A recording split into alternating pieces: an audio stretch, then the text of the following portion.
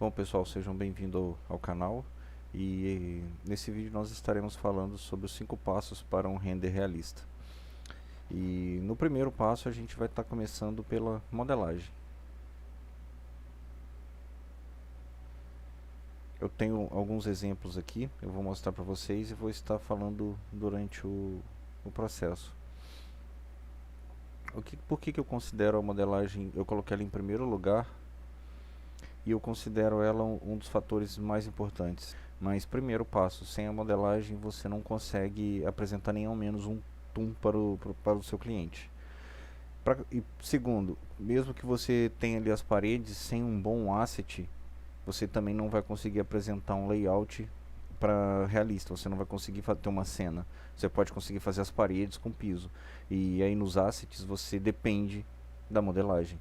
E então a modelagem é um fator determinante, visto que ela vem evoluindo com o tempo, é, desde 2000 para cá, 98, quando eu comecei a trabalhar com 3D Max ainda na versão 2.0.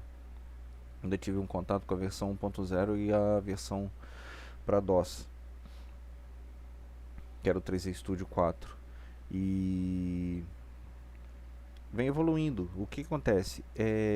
Antigamente você, por exemplo, se você pegasse um fogão, um box mapeado com fogão, era com simples chamfer, com as texturas bem aplicadas, passava. Era o que aceitável de época. Você vê aí pelos jogos aí que a gente tem comparativos aí, você pega no Google aí o Tomb Raider, ou alguns jogos de corridas como Need for Speed, que da década aí de 90, 95 para PlayStation 1, você vê a qualidade da evolução dos gráficos. Isso se dá muito pela qualidade do processamento de hoje em dia. Antigamente você trabalhava aí com uma máquina boa, ela tinha 128 mega, não era 128 GB, era 128 mega. A maioria usava aí 64 megabytes de memória. Os HDs eram de 15, 20 tera. Hoje em dia você usa 2 teras, 4 teras, entendeu? Os arquivos ficam enormes. Então o nível da qualidade do render evoluiu e a qualidade da modelagem não ficou para trás. E isso é um fator absurdamente determinante para um render realista, porque não adianta você pegar um box, texturizar ali e tentar fazer um render realista com um asset desse, que você não vai conseguir fazer um fogão realista. Isso é fato. Então eu tenho alguns modelos aqui que eu fiz, tá? Esses daqui são, por exemplo, esse aqui é uma geladeira Brastemp. É um hard surface. Os meus modelos eu deixo eles agrupados. Eu não uso agrupados na cena, mas é porque eles têm eu deixo o hard surface com o Turbo Smooth ativado. No caso eu preciso editar, fazer alguma coisa depois. Então ele é um modelo ainda que está em low poly. Essa era basicamente a modelagem antiga. Porque o que acontece? A modelagem, apesar de ter sempre as mesmas ferramentas, o Max, o Editable Poly estava sempre ali, não tinha nível de processamento que suportasse tal qualidade. Então não tinha o que fazer. Era você modelar simples e renderizar daquele jeito ali mesmo. Hoje em dia você já tem o recurso que você pode usar o Turbo Smooth aqui de acordo com a sua cena. Você pode apelar aqui bastante na qualidade da suavização e deixá-la o mais liso possível, e o seu computador hoje vai suportar tal desempenho. Aqui eu tenho um cervejeiro, um frigobar, a mesma coisa. Meu Turbo Smooth está aqui, ó. As latinhas lá dentro são low poly, sem detalhe, porque aparecem só de fundo. É um modelo hard surface. Você vê que a suavização de malha é perfeito. Aqui é uma lava-louça, mesma coisa. Tá vendo sempre o Turbo Smooth aqui. Aqui eu tenho uma torneira. Essa aqui é uma Hansgrohe. No Clay aqui dá pra ver bastante os detalhes. Lembrando que esses modelos meus não são full detalhe, porque geralmente eu modelo para cena.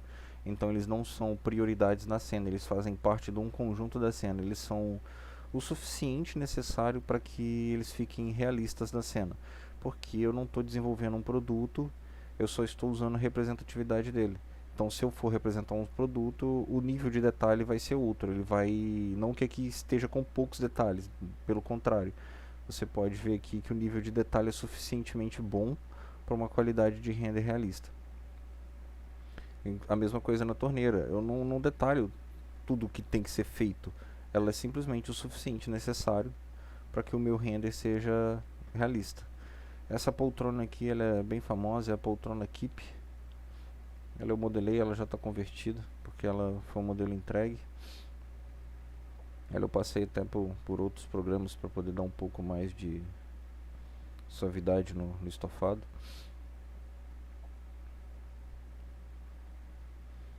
Aqui são umas louças da Deca, tá vendo? Tube Smooth, Low Poly.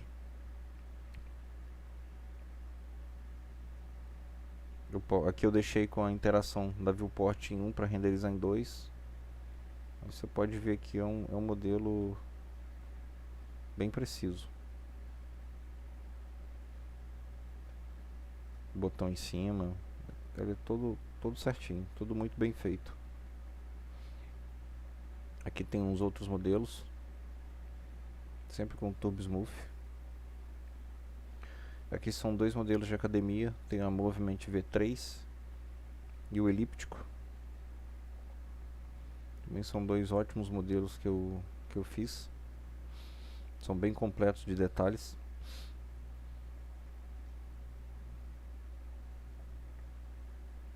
Todos os itens necessários.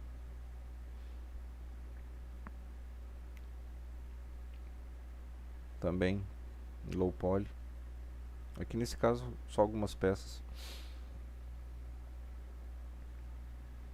Aqui também não menos importante os playground. Essa aqui eu até deixei já sem o Tube Smooth.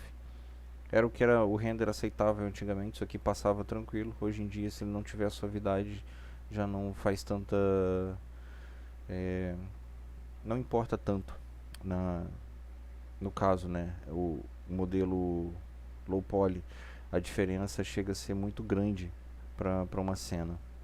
Então esse é o primeiro ponto da modelagem. Ela tem que ser imprescindivelmente de qualidade, os assets, a cena, não ter sobreposição de face. Então é indiscutível a qualidade da modelagem para um render realista.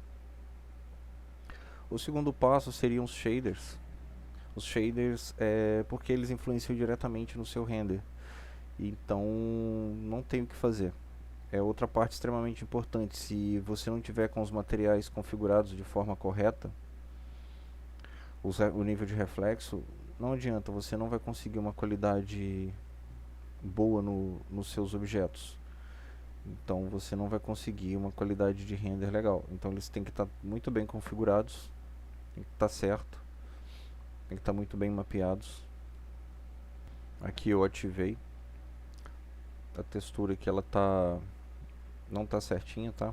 Foi meio corrido, eu não cheguei a abrir aqui no rap, mas o correto é que ela esteja aberta no rap. Eu vou estar abordando isso nas aulas do curso, mas como ela ia ficar a longa distância, isso não aparece. Mas se eu for fazer um render do produto, e se o produto aparecer em primeiro plano em HR, você vai ver todos esses problemas. Tá vendo? Isso aqui é um prejuízo enorme. Isso não pode acontecer. Você vê de frente, ela não tem defeito, basicamente. Mas na hora que você for utilizar ela como um produto, você já começa a perceber os defeitos da falha da texturização. Que o ideal é que seja feito no RapMap, para você ver o quanto um shader faz a diferença. Isso é imprescindível numa imagem realista. Outro ponto, que seria o terceiro ponto que eu considero, é a câmera. A luz, ela é a quarta. A câmera, ela precisa ser, ela é imprescindível no posicionamento, o foco que você vai usar, o milímetro, né, da abertura da câmera. Abertura muito grande, elas distorcem muito o objeto, a cena. Aberturas muito pequenas, não tem quase perspectiva. Então, de cena a cena, isso pode variar. Um comum legal é o 28 e 35, mas na maioria dos casos isso não acontece. Então, se você vem aqui, ó, O posicionamento da câmera é de extrema importância. Se você trabalhar com câmeras, dependendo da posição, você começa a deixar os objetos meio que em miniatura. Então você precisa trabalhar de forma precisa a posição da câmera para que demonstre bem os seus objetos. Sempre tomando cuidado com a altura, a referência, tudo que você realmente quer mostrar. Então a posição é imprescindível. E ela meio que anda junto com a informação de luz. Por exemplo, uma câmera bem posicionada assim, ó. Lembrando que uma câmera arquitetônica ela precisa ter os parâmetros ativados para que ela não distorça. Então uma câmera bem posicionada ela é imprescindível para a qualidade final da imagem, para você não ter um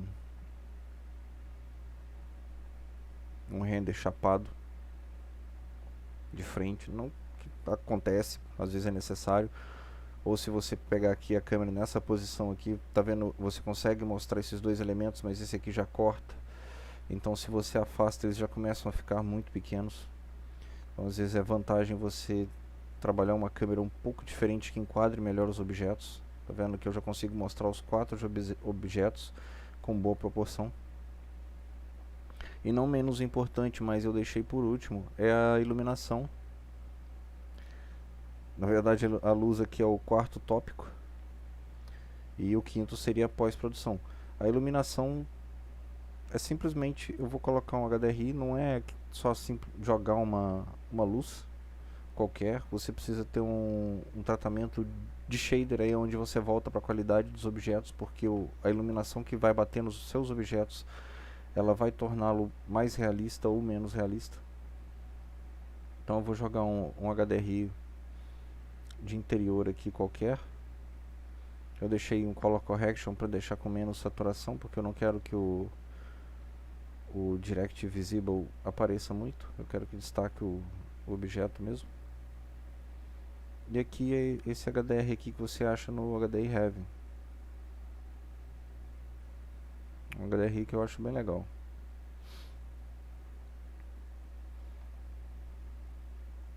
Então aqui se eu colocar, eu vou isolar os outros objetos aqui.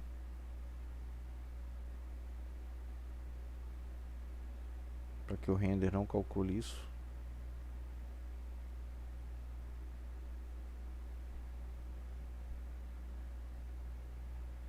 Então eu puxo um instante render aqui, ó.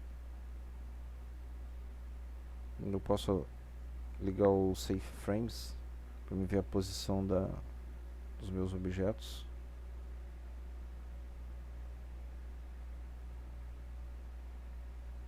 Então ela está pegando um reflexo bem aqui de frente. De acordo com o que você movimenta, você consegue ver a posição da luz. Essa aqui já não seria uma luz muito legal. Tá vendo? Então suponhamos que eu quisesse trabalhar um render nessa posição aqui. Lógico que eu estou passando aqui só uma abordagem rápida, direta e simples. Bem objetiva.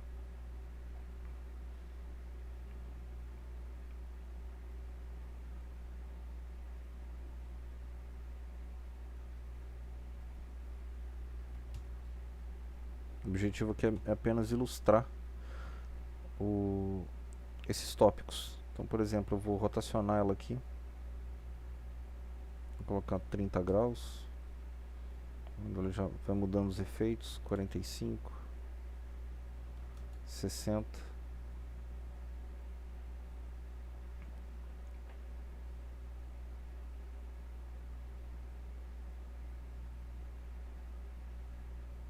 Aqui eu posso, tem algumas configurações que a gente pode mudar aqui. Vou tirar isso aqui para não refletir na reflexão. Só para a gente ter um aspecto mais direto da incidência de luz. Vou voltar aqui no 30, ó, 60, 90. Vê que a iluminação já cria um tom bem legal, pegando um pouco de reflexo de fundo, assim ela já estoura muito atrás. Assim você já não tem quase volume dos objetos. Tá vendo? Ela não, você já não tem brilhos, já não tem reflexo.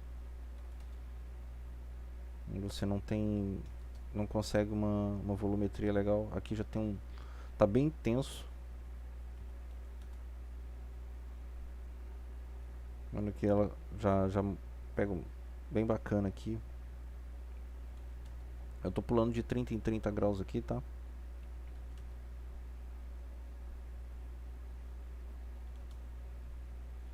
E aqui eu volto ao zero. Então você vê que aqui em 330 ela tá bem legal. 340, ela pega esse ponto aqui, ela ilumina isso aqui, pega uma sombra para lá, mostra um pouco a curvatura da geladeira. É uma câmera que agrada, que deixa o render bem legal. E por último, que seria a pós-produção, que a gente tem essa básica aqui do Corona, que é uma pequena pós-produção, e aí você faz o seu tratamento necessário no Photoshop, usando as máscaras, o que você precisa para poder chegar numa qualidade que você quer, onde você tem um controle um pouco mais detalhado de cada cor, de cada item. Por exemplo, se você está trabalhando um paisagismo, você pode tonalizar os tons dos verdes, você pode fazer um trabalho refinado ali de algo que você não quer perder tempo no seu render, que pesaria na qualidade do render, te tomaria mais tempo em configurar e você simplesmente pode fazer no Photoshop. Então esses daí são 5 passos para um render realista. 1. A modelagem. 2. O shader. 3. A câmera. 4. A luz.